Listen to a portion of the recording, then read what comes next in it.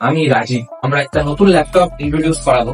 এটা একমাত্র evening computers exclusive deal আছে, স্যামসাং গ্যালাক্সি বুক 4।